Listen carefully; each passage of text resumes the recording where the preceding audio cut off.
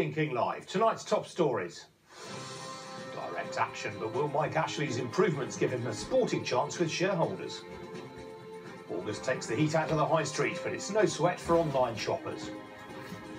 Has Brexit hit the housing market? Contrasting views from two big builders. As Lego stacks up future investments, profits slip. And my number of the day is €1 trillion. I'll tell you what that's all about later in the show. Good evening. Just weeks after it was accused by MPs of failing to treat its workers like human beings, Sports Direct appears to have bowed to all the pressure and promised to start improving things. Out go enforced zero-hour contracts, in come guaranteed hour contracts if casual staff want them. And all after Mike Ashley ordered a review because of damning criticism of working practices at the firm's warehouse. This report from Charlotte Lomas.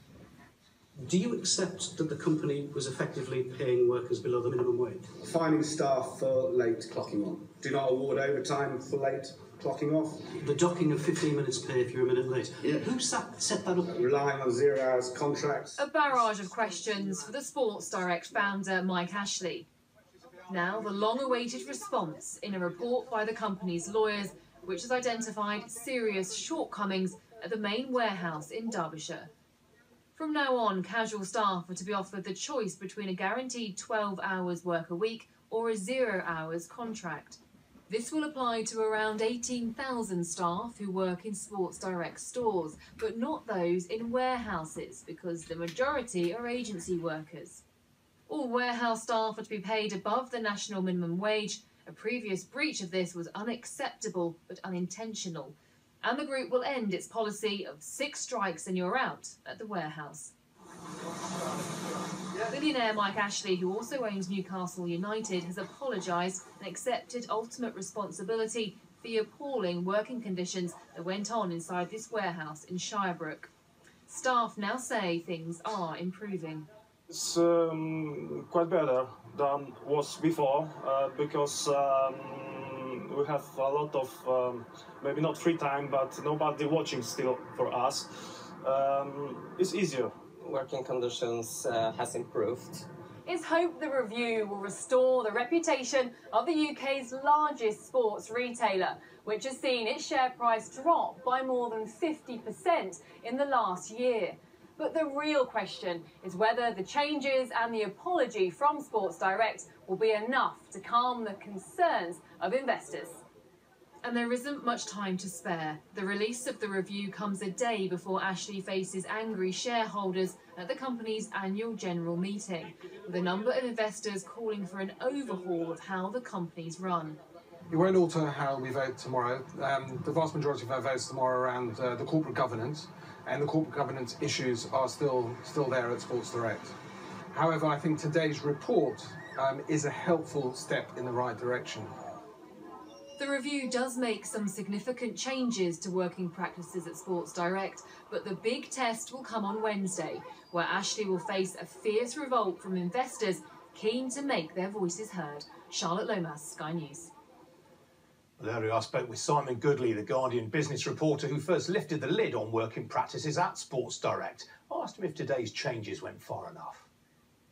It's a bit of a mixed bag, really. I mean, there's obviously some stuff in there which is pretty positive for workers at Sports Direct. The commitment seemingly to abandon 0 hours for one, and again, sort of backtracking from the 6 strikes and you're out policy, which was widely hated within the warehouse. I mean, they're all positive things, along with the previously announced decision to make back pay for wages that came below the minimum wage. But I don't think personally it goes far enough. They certainly seem to have sidestepped one of the major issues, which is that they've got a warehouse right behind me now that routinely employs around 3,000 people a day in there, and they're on temporary contracts, and there doesn't seem to be any reason why that they should be on temporary contracts, and Sports Direct doesn't really say anything about what it's going to do about that. these people really should be permanent workers, and that would actually end up solving one of the main problems, is because the temporary contracts leave a lot of power in the hands of Sports Direct and their employment agencies, and that's a lot of the reason why workers feel afraid for their jobs. They feel as though they can be dismissed at any moment on temporary contracts, and it's why a lot of these problems have happened. Now, of course, this is not the end of Mike Ashley's troubles. You've got the AGM tomorrow. He's facing various rebellions from right across the city. How does this particular dispute fit into that contextually? Well, it's all part of that. I mean, the row with the city, if you want to call it that, is something that really has only been triggered by the share price falling. These issues have been around for a number of years, and frankly, most investors didn't seem to care about them while the share price was rising. And ditto that for the board, that had been warned and warned about the poor conditions within the warehouse. We went undercover inside the warehouse almost a year ago and exposed about them not paying the minimum wage, and it's taken months after that for them even to acknowledge what was happening there. So it's part of that. The battle tomorrow is part of that, but it's been late in coming.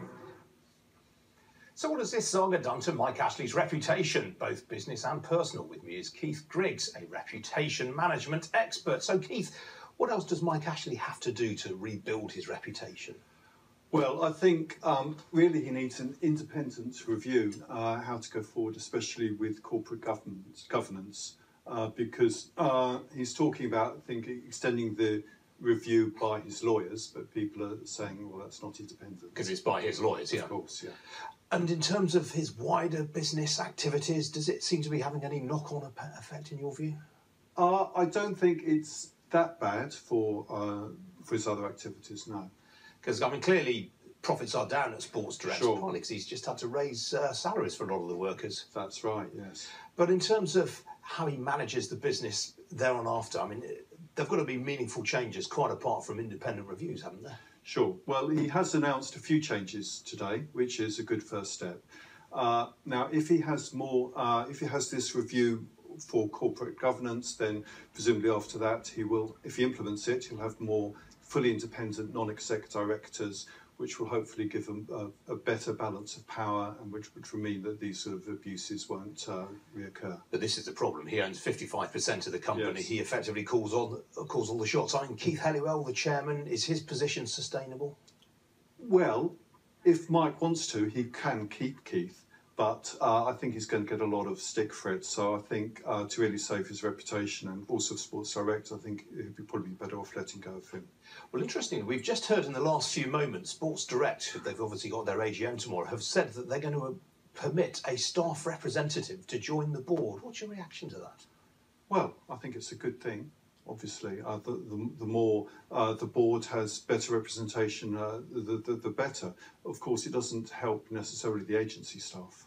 And of course, I guess there's a question is whether that someone comes from the unions or whether they've been directly nominated by Mike Ashley himself. Well, obviously, yes. He'll probably want to nominate him himself, but obviously the unions will want to nominate him.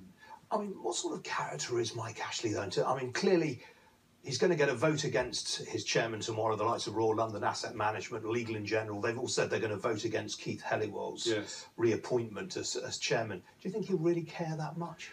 Well, he's obviously very thick-skinned, and he's carried on this path so far. Now I think he's starting to realise that it's not just a question of not being liked. There's also money to do with the investors and, you know, obviously the share price, which affects him directly. I mean, Simon Goodley making the point there that investors didn't really care about working practices at the company until the share price started to fall. Right. I mean, do you think the shareholders emerged from this with much credit? Obviously, they should have acted sooner, but it's easy to say these things in retrospect. All right, Keith Griggs, thanks for that. Well, in other news now, the chief executive of Swiss bank UBS may move up to 1,500 jobs out of the UK following the vote to leave the EU. That is around 30%.